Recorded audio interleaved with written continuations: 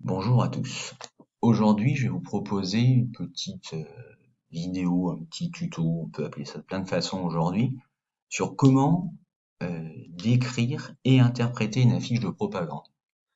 Vous verrez au cours de l'année que cette méthode sera réutilisée. Alors essayez de bien vous l'approprier. Tout d'abord, cette affiche de propagande, qui est celle sur laquelle je vais me baser étant donné que c'est notre cours sur la Première Guerre mondiale, il faut la présenter. Qui est son émetteur et qui sont les récepteurs. Attention, vous n'aurez peut-être pas toujours un auteur précis. Là, dans ce cas, très difficile de décrypter le nom. Ce n'est pas la peine de se casser les yeux. Cherchez réellement, en fait, qui est derrière celui qui a représenté ce message.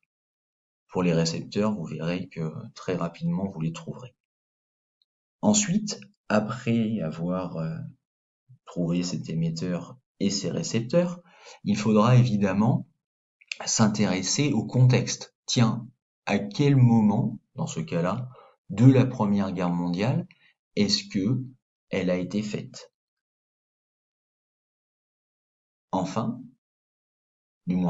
ensuite, dans une deuxième partie, après celle de la présentation du document réellement, vous allez devoir décrire cette affiche.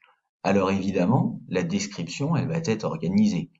Vous remarquerez en haut et en bas deux messages qui forcément n'ont pas été mis là par hasard, qui ont un sens et qui vous serviront notamment pour la troisième partie, pour l'interprétation.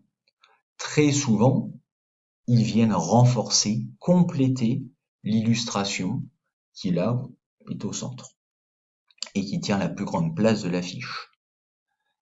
La description donc, dans ce cas-là, s'attachera réellement, tiens, à cet homme. On ne veut pas savoir son nom précis, mais en fait, il est représentatif d'un camp, évidemment. Le casque à pointe est représentatif. Vous devrez porter attention à sa position, à l'expression de son visage, évidemment à son armement, et ainsi de suite.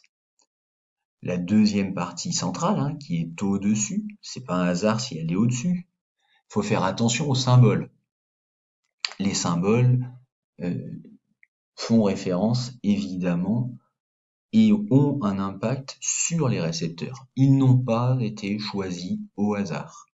Il y a aussi, tout autour de cette pièce, un message et la date, qui forcément vous aidera pour le contexte. Une fois que vous aurez terminé cette partie descriptive, il faudra donc que vous vous mettiez en situation d'interprétation, c'est-à-dire que vous allez devoir décrypter le message. Quel est l'objectif de l'émetteur de cette affiche? Quel est son objectif par rapport à ceux qui vont le recevoir? Voilà pour cette mini-méthode. J'espère que vous la comprenez, j'espère que vous en servirez.